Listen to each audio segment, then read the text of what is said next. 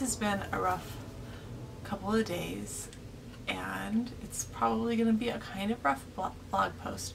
Nothing horrible has happened, and I'll start by saying my surgery was good, and actually I got the results this morning, which will be tomorrow's vlog, and the results are totally normal of the biopsy, of the things that they biopsied. Everything was normal, everything was good, so this has nothing to do with that.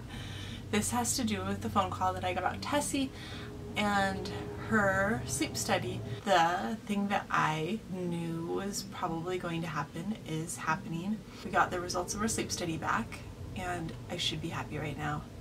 And instead, it's incredibly stressful because, I mean, 2 weeks ago she stopped breathing. I don't know how many times, 30 times in an hour maybe, over and over and over again, and now she is going to lose her monitor. And because the insurance company is going to make that call, they're going to notice that she had a good sleep study, she had a good night, she had one good night, and it's going to be based on that one good night, and she is going to lose her monitor. And basically at this point there is nothing that we can do about it. So I managed to vlog yesterday. I got the phone call in the morning. I'm not sure how good the vlog is going to be because I was pretty much sick about it all day long, and we had a doctor's appointment where I went in, and at the end of this vlog I will tell you what her doctor and I talked about and the strategy that we came up with and what's going to happen next, because that happened at the end of the day. So yeah, that is what's going on here. I'm having really bad luck today, and I vlogged everything that happened yesterday, and I did it all on my phone because life was crazy and I didn't want to haul my big camera around with me to everything that was going on. And when I got home, well, I edit everything on an external drive because I don't have enough memory to do it on my computer. And when I got home, my memory was full on my camera or on my phone, so I loaded it all into the external drive and I deleted it off my phone, and that was that. I saw it was finished, I ejected my phone and I deleted it, and when I was moving my computer today, I saw that the external drive came unplugged. When it came unplugged, apparently there was an error and it deleted all of my videos from yesterday. So I lost all of my work from yesterday, and I have restarted it multiple times in the past. That has always worked, and today it is not working. It looks like it is really, really gone. And I checked all of my cloud backup. Nothing was backed up yesterday automatically. So it was a big mistake. Usually it's just there, and I've counted on that and it didn't happen. So I have one video. Paul reminded me. I'm really upset because there were some super cute videos of Tessie in the doctor's office because we were there for like 2 hours and she was playing and being so cute and doing so many cute things. And I'm really sad to like just not have those. Yeah, and the kids were making up a play outside, and anyways, you don't need to hear about that. Life goes on. However, I do have this one video that I messaged Paul that he reminded me of when he called me after he got out of court. So I'm going to post that, and then we will get back to what is going on with Tessie.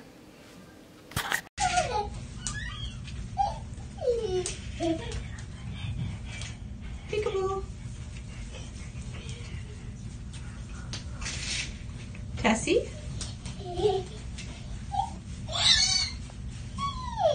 Tessie? Where'd you go? Pika?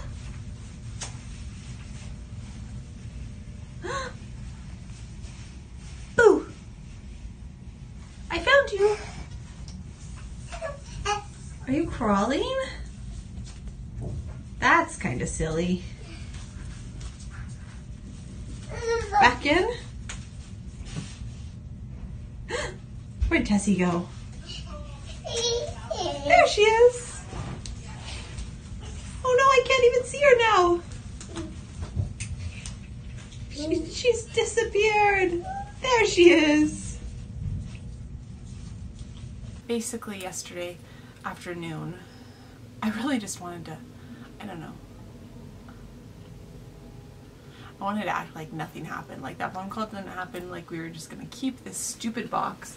This is it.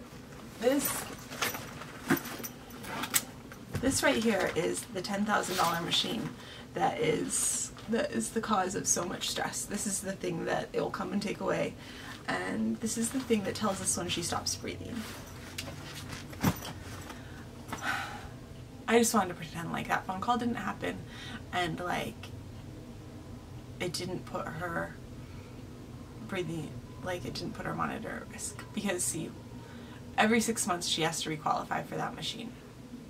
And she had a good night. For those of you who haven't followed the whole thing, who don't understand why this is so stressful. Okay, so Tessie has central apnea. Tessie, that means that her brain stops telling her to breathe when she's asleep. And she only stopped breathing 5 times during her last sleep study. Her oxygen level only went down to 90. That is not enough for the insurance company to think that she still needs to monitor. It's stressful because she has because we don't know why she has central apnea. She just has, and she has all these very, very good nights, but she has these clusters of bad nights where she stops breathing over and over and over again, and no one can tell us why. She's had like basically every single test that anyone can think of to run, and her MRI was inconclusive, which I'll get more into that because the doctor explained that to me for the first time last night. Went over the MRI, or yeah, last night now, because I'm doing this in the morning because last night I just couldn't deal with everything and I went to bed. I was so upset, and I'm still upset.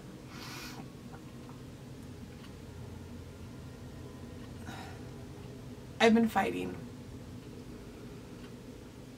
since January 2017. She was diagnosed with central apnea. And first I was fighting to get her a monitor, fighting for a second opinion, diagnosed a second time because they said that there must have been something wrong. Her first one was so bad that she had no central apneas in the... Sorry, I said all this in the car yesterday. Basically, I've been fighting since 2017. And there have been like little breaks where I'll get like 3-month breaks. We'll get 3-month breaks or 6-month breaks. 6 months is like a really long break. This break that went from like December to now, 6 months, this has been the longest break of like not having to fight to keep her monitored that we've had. And I don't know, in the beginning I was naive. I thought she had this diagnosis and that we had a monitor and it would be safe, and I didn't realize that this was going to happen over and over and over again indefinitely. And I get that now. So she had a good night. And so pulmonology was like, I was changing Tessie's diaper yesterday when they called at like 8 a.m. to cheerfully tell me the great news that she had a good night. I was like, I should be happy about this. But we don't know. She still has bad nights too. Like,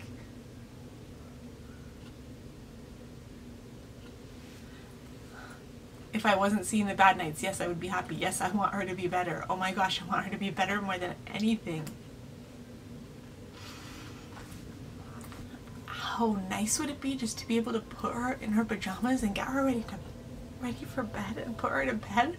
Like, I want that more than anything else. But how irresponsible would that be with like what we've actually seen happen at night? So, gonna get it together. I'm sorry. I called to her primary care doctor because in the past he has fought with my pulmonology in order to get them to order more tests, which had actually come back as bad again because she's had good nights and then bad nights. And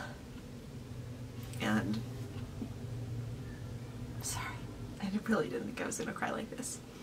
Okay, we went into the appointment and I told him that everything that had happened, and that basically right now we were planning on, she's still in her playpen because she's in her room, but we're kind of planning on moving downstairs into the bedroom downstairs so that we could basically moving into another room so that we could put her in, get a crib and get one of these, it's like angel care monitors that has a motion plate under it that we could put under the crib mattress, because I feel like we are eventually going to lose this battle with the monitor company. And he said, yeah, we are going to lose the battle with the insurance company. She is going to lose her monitor at this point. Like, we are. You're right. And we talked about it, and he said the good thing is that babies with central apnea shouldn't die from not breathing. They should start breathing again. And so basically he's not calling his prescription back in, and we're just gonna hope at this point that the insurance company doesn't call it back yet, and that she has another attack soon. And what I'm supposed to do is get up now and watch and not wake her up and let it go on and hope that she starts breathing again on her own, basically. That's going to be really hard too. Because by the time the monitor goes off, I think it goes off after 20 seconds. It goes off. When it goes off, it says she has taken 0 breaths per minute. When she takes a breath, it goes up to 6. I think that it's after 20 seconds. It alarms. Sorry, I'm looking at it like it has an answer. So that's the plan. The plan is to hope that she has apneas before the alarm gets taken away, and to not wake her up, and to watch and to try to test it out that way. Because she's losing her monitor. I did try, the last time it looked like she was going to lose her monitor, when I was like not answering the door when the monitor company was trying to pick it up, when the medical supply company was trying to pick it up, I did go in and try to buy it from them, and they said that it would be $10,000 to buy it, and that they didn't sell them, that it was a service that they provided, and that they would not sell it to me, that they would provide it to us for like $500 a month, but that we could never buy it. So the motion plate is the new plan, to get the one with the motion plate, get the new cribs set up completely, take everything out of this room. We're switching rooms with Sadie because that room downstairs has the playroom and out on the outside of it, and so Tessie will be in the playroom right outside the door because there's more room there. So that was part of it. The other part was, when I was on the phone with the neurologist, she mentioned that one of the reasons they are pushing for the MRI as soon as possible with all this stuff going on is because the last MRI was inconclusive, and I asked what that meant because it was unclear when I asked her what that meant, what it actually meant. And he said, I'll bring it up right now and we'll go over it. And he said that what it meant was that there was a bright spot on the MRI, but it wasn't clear that it was bleeding. It was thought that it was bleeding. They thought that she had a bleed in the part of her brain that produces spinal fluid, a small bleed. But it wasn't, I guess, clear that it was a bleed. It was just a bright spot. The little description said that it was on a ventricle, and that it indicated that she'd had a brain bleed, that it was less likely that it was a lesion of some kind. And I asked and said that what we've been told up until now is that that wouldn't cause her to stop breathing though, right? And he said it wouldn't cause her to stop breathing as long as it didn't cause any sort of fluid buildup, which they didn't see on the MRI at that moment in time. I feel like whenever we get answers, there's more questions. Other than that, she looks great. I mean, she's healthy when she's breathing. I'm getting a headache talking about this. I guess I've done every single thing that I can possibly do at this point. And the other part of the appointment was he signed off on the MRI. She needed a physical for her MRI release for June 1st, which is when we will hopefully get more answers, and they'll hopefully say that the MRI looks good and isn't inconclusive, and I don't know. I don't even know, guys. Anyways, Paul is a lot more hopeful than I am, and he's like ready to keep fighting, so at least one of us is, because I am really tired. I'm just exhausted and over fighting and fighting and fighting and fighting and having to fight more.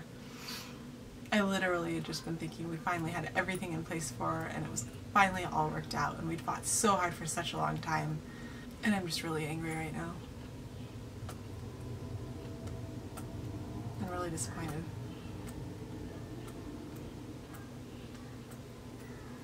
I'm really stressed out.